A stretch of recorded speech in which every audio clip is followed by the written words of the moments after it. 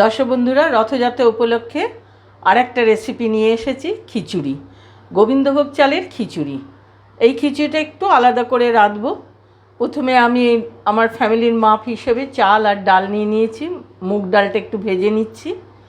আর এখানে আমি নিয়েছি গাজর, আলু আর এক বাটি মটরশুঁটি কিছুটা। আমার এটা বাড়ির নিজের রাখা মটরশুঁটি, ফ্রোজেন মটরশুঁটি আমি করে রেখেছিলাম, সেটাই আমি সারা বছর খাই।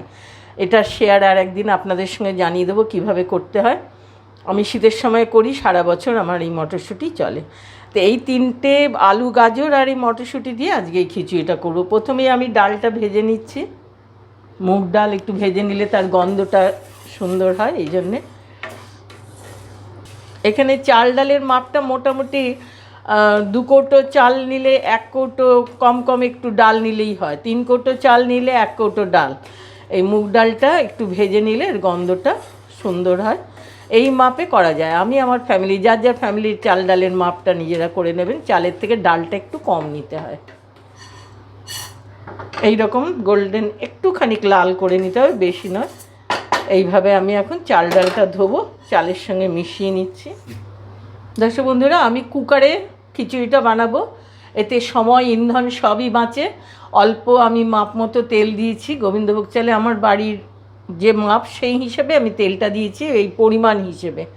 আপনারা একটু বুঝে মাপ দেবেন, একটু তেল বেশি লাগে। এবার আমি 1 টিস্পুন সাদা জিরে ফোড়ন দিলাম, 2টো তেজপাতা দিলাম, 1টা শুকনো লঙ্কা দিলাম। এবার এর মধ্যে আমি গাজর, আলু কেটে রেখেছি, এগুলো দিয়ে দিলাম, সবজিগুলো। দর্শক বন্ধু, আমি কিন্তু এই খিচুড়িতে কোনো মশলা দেবো না। আমি ঠিক যেভাবে বানাচ্ছি এইভাবে বানিয়ে খেয়ে দেখবেন। গোবিন্দভোগ চালের গন্ধেই খিচুড়িটা দারুণ সুন্দর হয়। আমি শুধু 2 টেবিল স্পুন শুধু জিরে দেবো, গুঁড়ো। এই জিরে গুঁড়োর ওপরেই এটা খাওয়া হয়। আমি বাড়িতে পুজোর সময় তো এইভাবেই রাঁধি, সেইভাবেই আপনাদের সঙ্গে শেয়ার করলাম। এবার এটা পুড়ে যাবে, তার আগে আমাকে চালটা এর মধ্যে দিয়ে সাঁতলাতে হবে। এবার আমি লবণ দিলাম, 1 টিস্পুন হলুদ দিলাম, 1.5 টিস্পুন হলুদ দিলাম, টেবিল স্পুন চিনি দিচ্ছি, 1 টেবিল স্পুন। এখন একটু আস্তে আঁচটা কমিয়ে দিয়ে এটাকে একটু নাড়াচাড়া করে সাঁতলে নিতে হবে। সব মশলা, চাল ডাল মিশে এর সমান ভাবটা আসবে এবং তারপরে জল দেবো। তখন আমি মটরশুঁটিটা দেবো। আগে দিয়ে দিলে এটা গলে যায়, নষ্ট হয়ে যায়, ভেঙে যায়। এইভাবে কিছুক্ষণ ভাজা ভাজা হবে। দর্শক বন্ধুরা, এবার আমি এর মধ্যে মটরশুঁটিটা দিয়ে দেবো।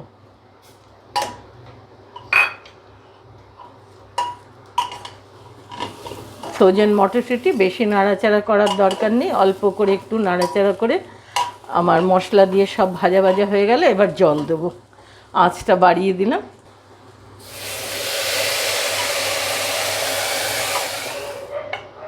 এই যে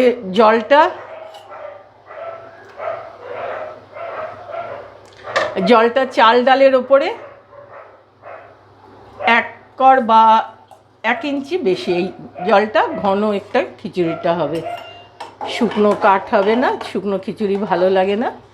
এই হয়ে গেল মাপ। আমার খিচুড়ি পুরোপুরি প্রিপারেশনটা হয়ে গেল। যেভাবে দেখালাম বন্ধুরা, এভাবে বানিয়ে খেয়ে দেখবেন।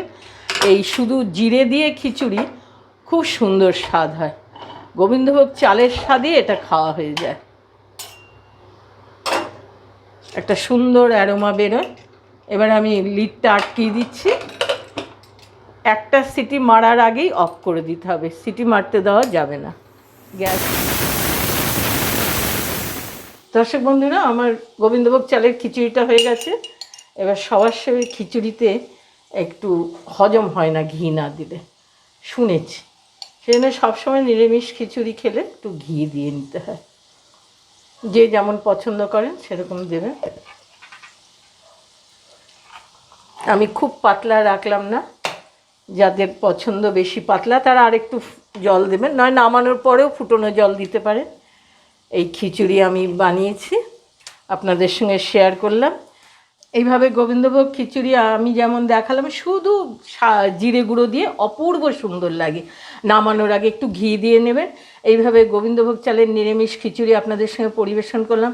আর খিচুড়ি হবে তার সঙ্গে পাঁপড় ভাজা হবে না, এ তো হয় না। রথে খিচুড়ি পাঁপড় ভাজা দুই চলে। পাঁপড় ভাজা প্রসিদ্ধ রথযাত্রায়, তাই আমি পাঁপড়ও এর সঙ্গে ভেজে নিয়েছি পরিবেশনের জন্য। বন্ধুরা, রেসিপিটা ভালো লাগলে লাইক করবেন, নতুন বন্ধুরা সাবস্ক্রাইব করবেন, বেল আইকনটা টিপে দেবেন যাতে নতুন নতুন রেসিপিগুলো আপনারা দেখতে পান আমার। এই কারণে আপনারা লাইক সাবস্ক্রাইব করবেন, শেয়ার করবেন সকলের সঙ্গে।